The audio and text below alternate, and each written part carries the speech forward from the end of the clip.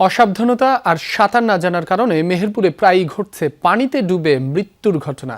বিশেষ করে শিশুদের ক্ষেত্রে এই ঝুঁকি সবচেয়ে বেশি। প্রাণহানি রোধে এবং শিশুদের সচেতন করতে মেহেরপুরে ব্যতিক্রমী উদ্যোগ নিয়েছে সদর উপজেলা প্রশাসন। সেখানে আধুনিক সুইমিং পুলে নিয়মিত প্রশিক্ষণ দেওয়া হচ্ছে শিশুদের। একটু অসাবধানতা বা সাঁতার না জানা আর তাতেই নিভছে প্রাণ।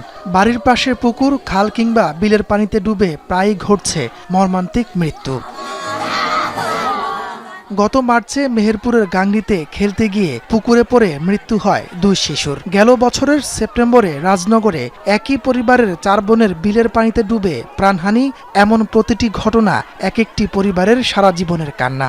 ভৈরব নদীতে অনেক মানুষ মারা যাচ্ছে ভাই, কিন্তু তাদের হিসাব কিতাব হচ্ছে। মায়েরা যদি সচেতন হয় যে আমাদের শিশুরা কোথায় যাচ্ছে, তারা কি করছে, তো আমরা যদি তাদের দিকে একটু খেয়াল রাখি, আমার মনে হয় এই যে শিশু মৃত্যুর হার কমে আসবে।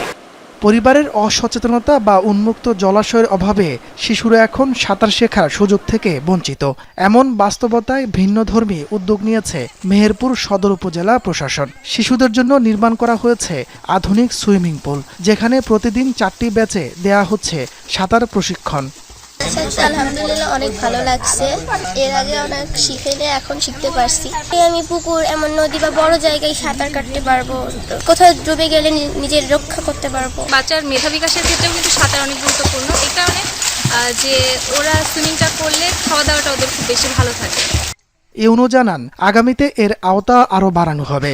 শিশু শিক্ষার্থীদের সাঁতার শেখানোর উদ্যোগ নিতে স্কুল কর্তৃপক্ষের প্রতিও আহ্বান জানান তিনি।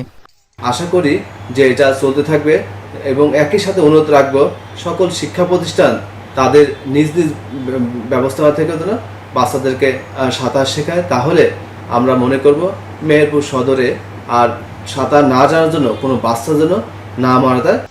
সাঁতার শুধু জীবন বাঁচাতেই নয়, শিশুদের শারীরিক ও মানসিক বিকাশেও ভূমিকা রাখে। গেল এপ্রিলে মেহেরপুর সদরে এই সুইমিং পুল থেকে প্রশিক্ষণ নিয়েছেন 80 জন শিশু, আর চলতি মাসে নিয়মিত শিখছে আরও 52 জন। তাপস সরকার, যমুনা নিউজ।